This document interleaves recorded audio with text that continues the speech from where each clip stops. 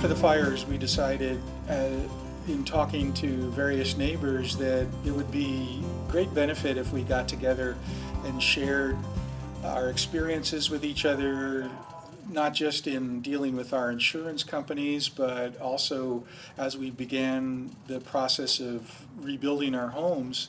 There could be a lot of synergy that we could achieve if we shared costs on certain parts of the process. We're going to do a bit of an investment, but the prices are coming down. We started meeting informally. We just would talk to neighbors and say, hey, we'd like to have a meeting. Are you interested? And then as we got so much positive feedback from that, we set up a meeting place and had a first meeting. On my property, there's a tree that I think is fine and shouldn't be cut. At that point, you can discuss those. It's really just a grassroots effort of neighbors helping neighbors, discussing common issues and challenges, how some people are needing to get references for various resources, who can come and help me clean my property, who can help me cut trees.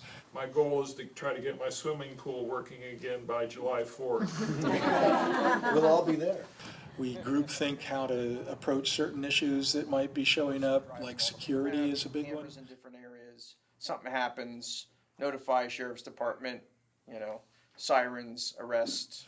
So it's really leading to, I think, a very wonderful kind of group dynamic that is very locally, focused, very grounded in the immediate concerns of our community that are about the rebuilding process, but every aspect of it.